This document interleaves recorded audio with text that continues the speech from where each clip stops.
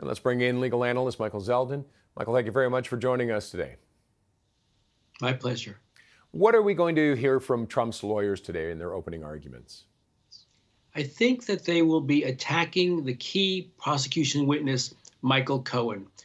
The prosecution here is going to put forth the case that this is a business fraud case where Michael Cohen was the conduit for that fraud.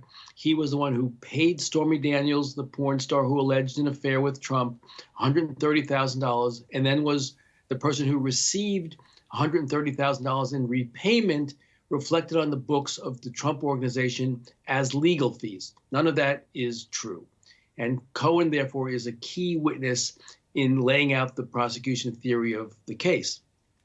The defense will have to attack Cohen's credibility and say that this is a person who has a political motive, vendetta against Trump because he was essentially fired, and that he's not credible, and that this prosecution brought by a politically appointed DA should be understood to be the sham that it is, and therefore a not guilty verdict is appropriate. That's their theory, I think. And now Cohen is shaping up to probably be the star witness, but we're also going to hear from former National Enquirer boss David Pecker.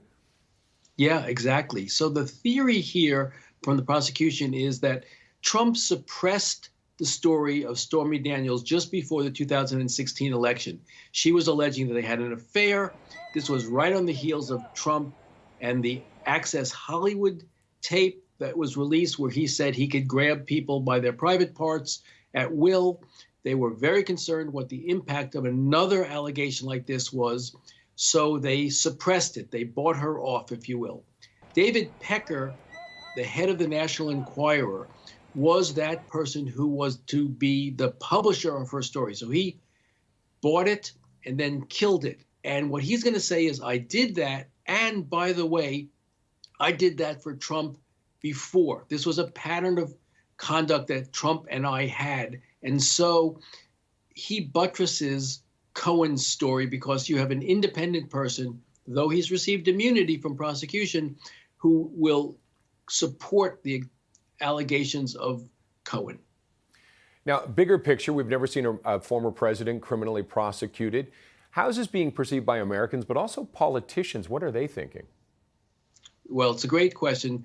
Politicians are saying one thing in public and another thing in private. I think many in the GOP, the Republican Party that Trump belongs to, would like to see Trump off the stage.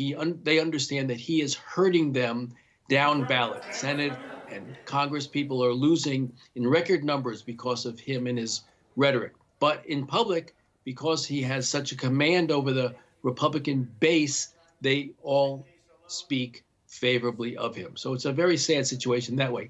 In America, in the public at large, it's split on what you come to view Trump before this trial. If you think him as a persecuted man who can make America great, then you will see this trial as a political witch hunt. If you think that Trump is a demagogue who has been hurtful to America, and this trial is his final comeuppance, that's how you'll view the trial. So people, I don't think, are changing their mind dramatically going into the trial. The interesting question, Roger, will be, if he is convicted, what will this impact be on the independents, those who sit in the middle between the extremes? Will they find it untenable to vote for a person who has been found by a jury of his peers? Remember, he's a native New Yorker, found guilty by a jury of his peers. Will they be able to vote for him for the president of the United States? That's a big question that the polling has not yet answered. No, and we will have to wait and see on that one. Michael, thank you for your expertise on this. Thanks, Roger.